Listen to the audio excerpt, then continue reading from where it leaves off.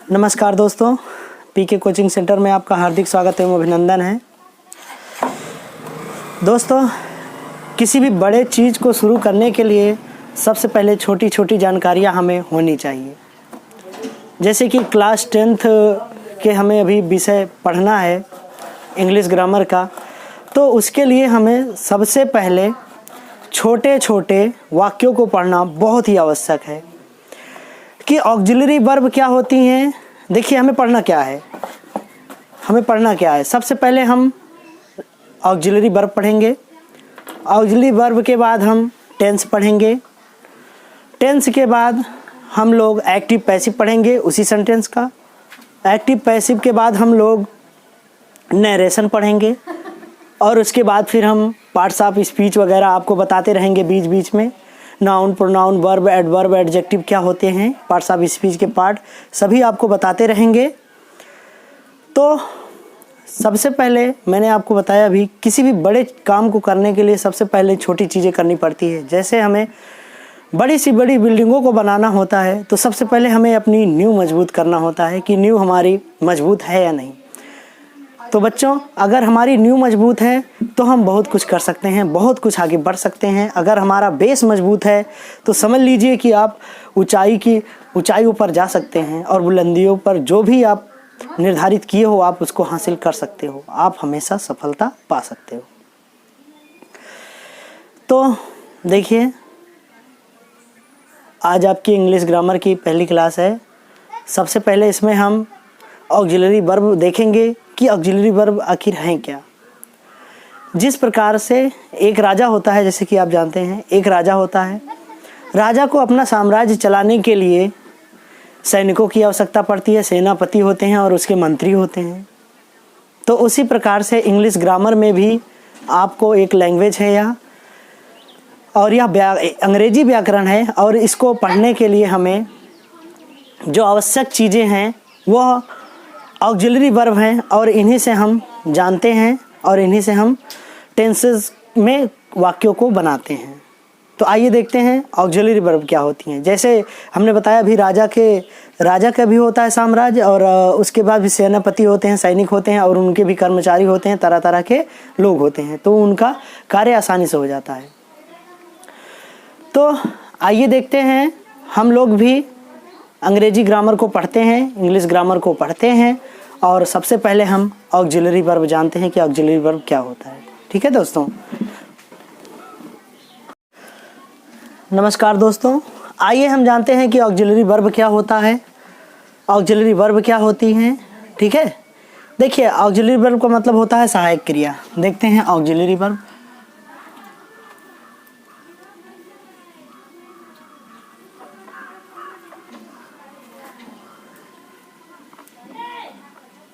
Auxiliary verb का मतलब होता है सहायक क्रिया। ऑक्सिलरी वर्ब का मतलब क्या होता है? सहायक क्रिया। देखिए, सहायक क्रिया क्या होती है। देखिए, कोई भी वाक्य बनाते हैं तो उसमें क्रिया का होना बहुत ही आवश्यक होता है। ठीक है, तो ऑक्सिलरी वर्ब जो होती हैं यह मुख्यतः दो प्रकार से होती हैं। पहले हम इसका इंट्रोडक्शन करा देते हैं आपको। ऑक्सिलरी वर्ब, ठीक है, ऑक्सिलरी वर्ब दो प्रकार से होती हैं। एक होता है आपका प्राइमरी ऑक्सिलरी वर्ब। हम यहाँ 60 पे लिख रहे हैं, आप लोग पूरा लिख लीजिएगा। ऑक्सिलरी, प्राइमरी ऑक्सिलरी, और दूसरा है मॉडल ऑक्सिलरी।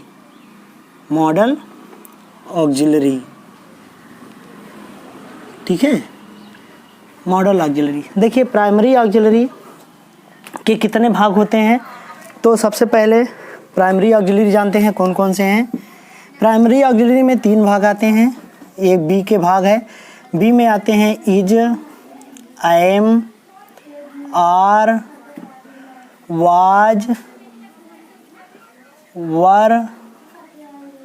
ठीक है, क्या होते हैं बी के कौन कौन से फॉर्म है? इज, एम, आर, वाज, वर। अब उसके बाद हैज और हैव और हैड। ठीक है, हैज और हैव के कौन से पार्ट हैं? ये हैव के पार्ट हैं। किसके पार्ट हैं? हैव के पार्ट हैं। ठीक है, ये कौन सा पार्ट है, हैव। हैव के भाग कौन कौन से होते हैं, देखिए हैव के होते हैं हैज, हैव और हैड, ये इसके 3 पार्ट होते हैं। ठीक है, अब उसके बाद आता है डू। क्या आता है, डू। और डू के कौन कौन से फॉर्म होते हैं, डू, डज और डिड। डू, डज और डिड। देखिए दोस्तों, ये है प्राइमरी ऑक्सिलरी। ठीक है, ये क्या है, प्राइमरी ऑक्सिलरी। आइए देखते हैं मॉडल ऑक्सिलरी क्या होती हैं। देखिए सबसे पहले आता है will, shall, would, may, might, can, could, must, ought to, need, dare, और ये से है आपका यूज्ड टू। तो दोस्तों, अभी आप लोगों ने यहाँ ऑक्सिलरी वर्ब देखा। अब हम टेंस के अकॉर्डिंग ये ऑक्सिलरी वर्ब हम पढ़ेंगे। तो सबसे पहले आज आपको हम टेंस के बारे में बताते हैं कि टेंस कितने प्रकार से होते हैं। ठीक है, ऑक्सिलरी वर्ब तो आप जान गए, ये सभी क्रियाएं जो सहायक क्रियाएं हैं, ये सब टेंस में, सभी टेंसों में प्रयोग में आती हैं। किसी न किसी 3 टेंस होते हैं, तीनों में किस प्रकार से आएंगी उसको आपको बताया जाएगा। सबसे पहले हम आपको अब टेंस के बारे में बताते हैं, टेंस कितने प्रकार के होते हैं, और एक एक टेंस हम बारी बारी से पढ़ेंगे। देखिए दोस्तों, आइए आपको टेंस का भी परिचय करा देते हैं, प्रेजेंट, पास्ट और फ्यूचर। ठीक है, किस प्रकार से होते हैं। देखिए दोस्तों, सबसे पहले समय, टेंस जो होता है वह मुख्यतः 3 प्रकार से होते हैं। ठीक है, पहला क्या होता है, प्रेजेंट टेंस। प्रेजेंट टेंस का मतलब होता है वर्तमान काल, मतलब जो कार्य वर्तमान में अभी हो रहा है वो क्या होता है आपका वर्तमान काल। भूतकाल का मतलब होता है पास्ट टेंस। पास्ट टेंस का मतलब होता है भूतकाल, और भूतकाल कैसा समय होता है, या बीता हुआ समय होता है। फ्यूचर टेंस, फ्यूचर टेंस क्या होता है, फ्यूचर टेंस देखिए भविष्य काल होता है। यह भी आप पढ़ेंगे तो आप टेंस के परिचय जान गए हैं। अब इस टेंसों के भी हम 4-4 पार्ट पढ़ेंगे। अब इन टेंसों के भी हम 4-4 भाग पढ़ेंगे। 4 भाग वो कौन कौन से हैं आपको इंट्रो करा देते हैं। देखिए जो हमें पढ़ना है, सबसे पहले हम सिंपल प्रेजेंट टेंस पढ़ेंगे, उसके बाद फिर सिंपल पास्ट, सिंपल फ्यूचर, और उसके बाद फिर हम ये चीज़ें पढ़ेंगे। देखिए इंडेफिनिट होता है, इंडेफिनिट, ठीक है, कॉन्टिन्यूअस, उसके बाद आपका परफेक्ट टेंस, परफेक्ट, और उसके बाद होता है perfect continuous tense, perfect continuous. ठीक है, तो देखिए बच्चों, तो टेंस 3 प्रकार से होते हैं, और 3 के भी कितने भाग होते हैं, 4-4। और इसको पढ़ेंगे कैसे। सबसे पहले अगर हम प्रेजेंट टेंस पढ़ रहे हैं तो सिंपल टेंस होता है, मतलब प्रेजेंट टेंस। अब उसके बाद ये चारों होते हैं। ठीक है, प्रेजेंट के कितने भाग, ये चारों। तो पहले इसको हम एक साथ बोलेंगे। देखिए प्रेजेंट, पहले present indefinite tense, present continuous tense, present perfect tense, present perfect continuous tense. ये प्रेजेंट के 4 भाग हो गए। अब पास्ट के देखते हैं, तो इसको हम पास्ट के भी 4 भाग होते हैं, past indefinite tense, past continuous tense, past perfect tense और पास्ट परफेक्ट कॉन्टिन्यूअस टेंस। और इसी प्रकार से फ्यूचर के भी 4 भाग होते हैं, future indefinite tense, future continuous tense, future perfect tense और फ्यूचर परफेक्ट कॉन्टिन्यूअस टेंस। तो ये हो गया आपका टेंस का परिचय। ठीक है, तो देखिए अब जो प्रेजेंट टेंस का वाक्य होगा उसके अंत में है हूँ है रहेगा। कोई भी प्रेजेंट टेंस का वाक्य होगा अगर वह हिंदी में है तो उसके अंत में है हूँ है रहेगा। अगर पास्ट टेंस का होगा तो था थी थे होगा हिंदी का वाक्य। ठीक है, अगर फ्यूचर टेंस का होगा यानी भविष्य काल का होगा तो उसके अंत में क्या होगा, गा घी गे। ठीक है, तो आइए जानते हैं। सबसे पहले हम सिंपल प्रेजेंट टेंस पढ़ेंगे। हम कौन सा पढ़ेंगे, दोस्तों मैं आपको ये भी बता देना चाहता हूँ कि जो काइंड्स ऑफ सेंटेंस होते हैं या टाइप्स होते हैं, ये 5 प्रकार से होते हैं। कितने प्रकार से? 5 प्रकार से। पहला है असर्टिव सेंटेंस। असर्टिव सेंटेंस के 2 भाग होते हैं। असर्टिव सेंटेंस के 2 भाग होते हैं, एक होता है अफर्मेटिव और निगेटिव, दूसरा होता है इंट्रोगेटिव सेंटेंस। कौन सा होता है? Interrogative sentence. और तीसरा होता है आपका इम्परेटिव सेंटेंस, और चौथा होता है आपका एक्सक्लामेटरी सेंटेंस, और लास्ट में जो हम पढ़ते हैं ऑप्टेटिव सेंटेंस। ठीक है दोस्तों, तो इसको बारी बारी से हम पढ़ते रहेंगे। और सबसे पहले आइए हम शुरू करते हैं सिंपल प्रेजेंट टेंस। ठीक है, simple present tense, use of be. Be का मतलब होता है होना। बी का मतलब क्या होता है? होना। जब कोई वस्तु की जब किसी वस्तु की उपस्थिति का होने का बोध हो तो वहाँ पर हम बी के फॉर्म का प्रयोग करते हैं। सबसे पहले कौन सा टेंस पढ़ रहे हैं? Present tense. कौन सा? Present tense. और प्रेजेंट टेंस में कौन सी आती हैं? हेल्पिंग वर्ब या वर्ब। इसमें सिंपल सेंटेंस में कौन सी होती हैं? Is, am, are. ठीक है, तो आइए देखते हैं सिंपल प्रेजेंट टेंस या बी के फॉर्म का प्रयोग कैसे होता है, देखते हैं।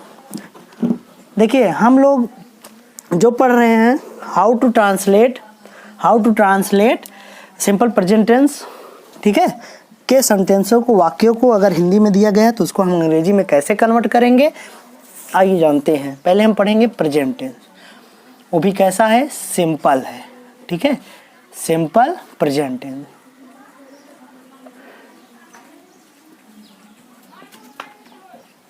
देखिए सिंपल प्रेजेंट टेंस, देखिए सिंपल प्रेजेंट टेंस का मतलब होता है बी के form, use of be, use of be. ठीक है, बी के फॉर्म कौन से होते हैं? इज, एम और आर। ये चीज़ें हम पढ़ेंगे। बी के फॉर्म इज, एम, आर। तो देखिए उस तरह वाक्य हम पढ़ेंगे, जैसे कोई हमको चेंज करना है ट्रांसलेट के अनुसार, तो 4 प्रकार से वाक्य होते हैं: affirmative sentence, negative sentence, interrogative sentence और डबल इंट्रोगेटिव सेंटेंस, यानी WS टाइप ऑफ क्वेश्चन। ठीक है, तो आइए देखते हैं। सबसे पहले हम अफर्मेटिव सेंटेंस देखते हैं। कौन सा? Affirmative sentence. अफर्मेटिव सेंटेंस, देखिए सबसे पहले अफर्मेटिव सेंटेंस, तो हमको टेंस की पहचान करना है। क्या करना है? वाक्य के सिंपल प्रेजेंट टेंस का वाक्य है कि नहीं, तब इसका प्रयोग क्या होगा? इसका प्रयोग यूज ऑफ बी का प्रयोग कब होता है? यह सिंपल प्रेजेंट टेंस में किसी की उपस्थिति का बोध हो। क्या हो? किसी की उपस्थिति का बोध हो। उपस्थिति, ठीक है, किसी की उपस्थिति का बोध होता है तब, ठीक है, किसी की उपस्थिति का बोध होता है तो हम बी के फॉर्म इज, एम, आर प्रयोग करते हैं। किसमें? सिंपल प्रेजेंट टेंस में। तो अफर्मेटिव सेंटेंस, सबसे पहले हम हिंदी के वाक्यों की पहचान कैसे करते हैं, तो आपको अभी बताया गया कि पहचान क्या है। इसकी पहचान जो है, वाक्य के अंत में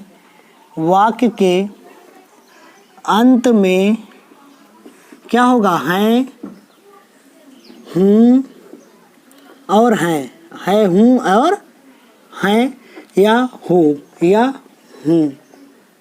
ठीक है, हूँ, हैं, तो ये हो। ठीक है, पहचान क्या है? वाक्य के अंत में क्या हो? है, हूँ, हैं, हो। तो अफर्मेटिव सेंटेंस को हम कैसे बनाएंगे? तो अंग्रेजी के वाक्य में हम जानते हैं सबसे पहले क्या होता है? सब्जेक्ट। क्या होता है इसमें? सब्जेक्ट, और प्लस फिर इसमें हम इज, एम, आर का प्रयोग करेंगे। ठीक है, ये रूल है। ये क्या है? इसका रूल है, यानी कंस्ट्रक्शंस ऑफ सेंटेंस, कि वाक्य को हम कैसे बनाएंगे।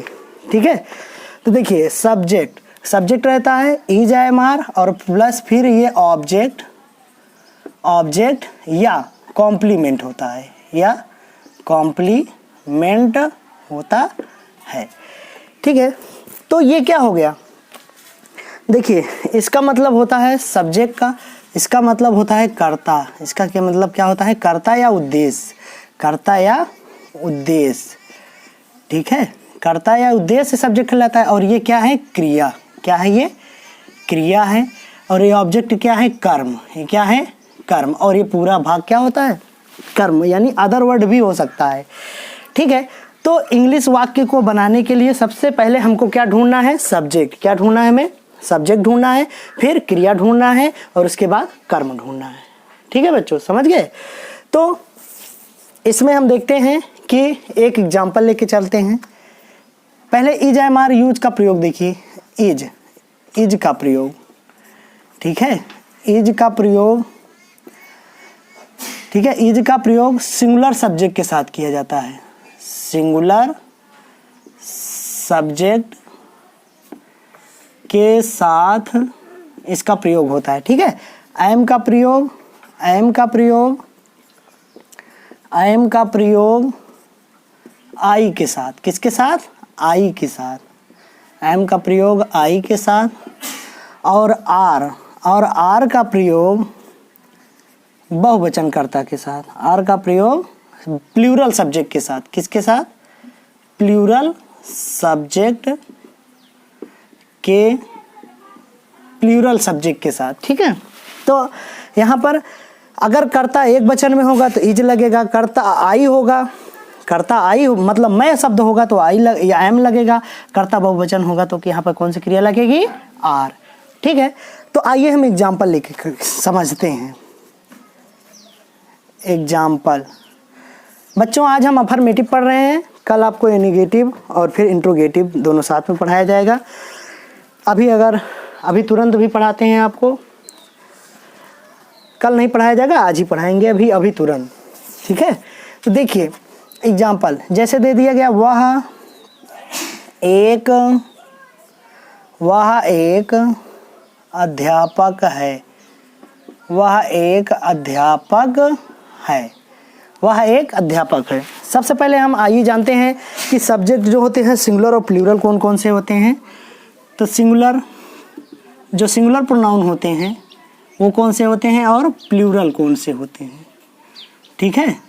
तो सबसे पहले आई, देखिए सिंगुलर कौन कौन से होते हैं, ही, सी, इट, या कोई नेम हो या कोई एक वस्तु हो, क्या हो, कोई एक वस्तु हो। प्लूरल में क्या आता है, प्रेजेंट टेंस में आई को भी प्लूरल माना गया है, आई, बी, यू, दे, और उसके बाद इसमें क्या आता है, दीज, दोज, कुछ भी हो सकता है, ठीक है, दीज, दोज,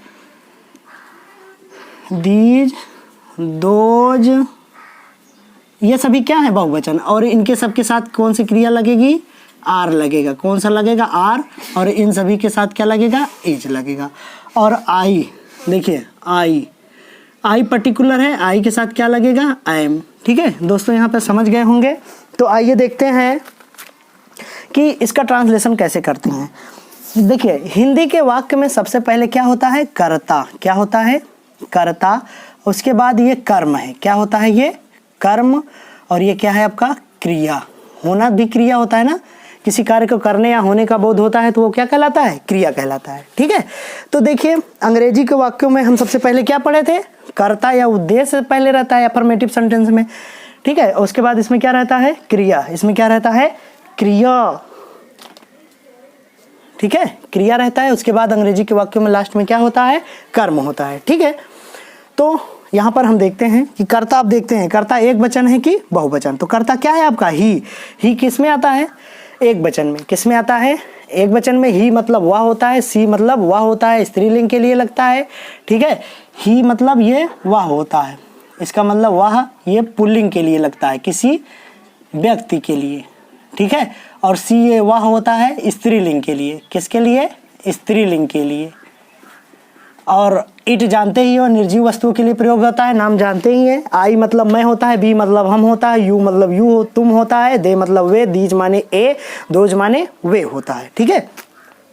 तो आइए इसको हम ट्रांसलेट करते हैं। सबसे पहले हम इसके अंग्रेजी, हिंदी के वाक्यों को अंग्रेजी में कैसे कन्वर्ट करेंगे वो वाला फार्मूला हम देखेंगे। तो फार्मूला क्या लिखा है गया, सब्जेक्ट क्रिया यानी इज एम आर में से कोई एक कर्ता के अनुसार, ठीक है। सब पहले कर्ता होगा, फिर इज एम आर में से कोई एक कर्ता के इसके अनुसार, ठीक है। उसके बाद ऑब्जेक्ट आप क्या करेंगे, लिख देंगे। तो कर्ता इसमें क्या है, वह की अंग्रेजी क्या होती है, ही। अब एक वचन है, कर्ता कैसा है, एक वचन है तो क्या लगेगा, इज, क्या लगेगा, इनमें से क्या लगेगा, इज। और उसके बाद एक अध्यापक की टीचर अंग्रेजी क्या होती है, आ टीचर, आ टीचर, ठीक है। ये तो हुआ आपका एक वचन के साथ। अब दूसरा एग्जांपल देखते हैं। जैसे मैं एक लड़का हूँ, मैं एक लड़का हूँ। तो इसका हो जाएगा आई एम। देखिए आई क्या है यहाँ पे, आई के लिए, मैं शब्द के लिए आई लगा है, तो आई के साथ क्या लगता है, आई एम अ बॉय, मैं एक लड़का हूँ। तो ये भी वाक्य हो गया, ट्रांसलेशन हो गया इसका भी। हमने क्या किया, हिंदी के वाक्यों को किस में कन्वर्ट कर लिया, इंग्लिश में। देखिए इन दोनों वाक्यों के अंत में क्या है हूँ है आ रहा है कि नहीं, तो मतलब ये क्या, कौन सा है, प्रेजेंट टेंस का वाक्य है। ठीक है, तो तीसरा एग्जाम्पल हम देखते हैं, जैसे वे अध्यापक हैं, वे अध्यापक हैं, वे अध्यापक हैं। तो वे की अंग्रेजी क्या होगी, देखिए यहाँ पर वे क्या है, बहुवचन करता है, और बहुवचन कर्ता के साथ क्या लगता है, बहुवचन कर्ता के साथ आर का प्रयोग करते हैं। तो यहाँ पे दे, यानी इसकी अंग्रेजी क्या होती है, दे, और फिर दे के साथ आर। अब देखिए वे अध्यापक हैं, वे अध्यापक हैं, वे अध्यापक हैं, मतलब क्या है कि कोई एक अध्यापक नहीं है बल्कि कितने हैं, कई सारे अध्यापक हैं। तो अध्यापक का सिंगुलर जो होता है टीचर होता है, और उसका प्लूरल क्या लिखते हैं हम, टीचर्स। क्या हो जाएगा, टीचर्स। ठीक है, तो दोस्तों आप इस प्रकार के वाक्य समझ गए होंगे, आपको भली भांति समझ में आ गया होगा, और हम आशा करते हैं कि आपको यह समझ में आ गया होगा। अभी आपको कुछ ट्रांसलेशन दिए जाएंगे, आप उसको ज़रूर घर पे ट्राई कीजिएगा और करिएगा। कल हम इसका निगेटिव सेंटेंस पढ़ेंगे, कैसे हम इसको निगेटिव में बदलते हैं, मतलब नकारात्मक वाक्य में इसको हम कैसे चेंज करते हैं। तो बने रहिए इसी के साथ। और अभी देखिए कुछ देर में मैं ट्रांसलेशन यहाँ पर बोर्ड पर नोट कर दे रहा हूँ, और आपको उसका पिक जो है अभी करके उसका वीडियो भी बना के मैं आपको इसी वीडियो के साथ ऐड कर दूंगा, और उसको वीडियो के अंत में आप उसको ज़रूर करिएगा। अगर इसमें से आपको कुछ जो नहीं समझ में आ रहा है उसको आप कमेंट बॉक्स में कमेंट करेंगे, तो मैं आपको वह सॉल्यूशन बता दूंगा कि क्या प्रॉब्लम, जहाँ भी आपको कन्फ्यूजन हो आप तुरंत उस पर कमेंट करिएगा। मैं हमेशा ऑनलाइन तत्पर हूँ, कभी भी आप पूछिए, मैं तुरंत आपको जवाब दूंगा। तो आप बने रहिए पीके द कोचिंग सेंटर के साथ, और हमेशा आप इसी तरह इंग्लिश पढ़ते रहिएगा। तो मिलते हैं कल आपको एक नए वीडियो में, और इसी के साथ आप, अगर आप इस चैनल को सब्सक्राइब ना किए हो तो आप इसको जल्द से जल्द सब्सक्राइब कर लें, और दूसरों को भी शेयर करें, ताकि वो भी क्या करें, इस इंग्लिश की क्लास को ले सकें। ऑक्सिलरी वर्ब आपका ये टॉपिक है, ठीक है, और ये अकॉर्डिंग टू टेंस चल रहा है। तो आज हमने आपको क्या क्या बताया, थोड़ा एक बार रिकैप कर लेते हैं। सबसे पहले आपको बताया गया कि किस प्रकार से ऑक्सिलरी वर्ब इंपॉर्टेंट है हमारे लिए, तो उसके बाद ऑक्सिलरी वर्ब का आपको परिचय कराया गया। उसके बाद टेंस बताया गया कि टेंस कितने प्रकार से होते हैं, और फिर क्या किया हमने, सिंपल प्रेजेंट टेंस का अफर्मेटिव सेंटेंस के रूल, और कैसे उसको हम हिंदी से अंग्रेजी में बदलते हैं, ये सभी आपको बताया गया। यदि आपको वीडियो अच्छा लगा हो तो इसको आप ज़रूर ज़्यादा से ज़्यादा शेयर करें, ताकि और लोग भी जुड़ सके और इसको ऑनलाइन क्लास लेते रहें और वीडियोज़ को देखते रहें। धन्यवाद दोस्तों। अभी आपको पूरा टेंस मतलब सिंपल प्रेजेंट टेंस पढ़ाया गया था, और उसी का आपका ये होमवर्क है, आप इसको घर से ज़रूर करके आइएगा। ये आपके लिए मीनिंग भी इसमें लिखा हुआ है, यदि आपको कोई कन्फ्यूजन हो तो आप मीनिंग भी देख सकते हैं, और ये सब आप ज़रूर होमवर्क करके आइएगा, या आप घर पर ज़रूर ट्राई कीजिएगा। और इस वीडियो को ज़्यादा से ज़्यादा शेयर करें। धन्यवाद।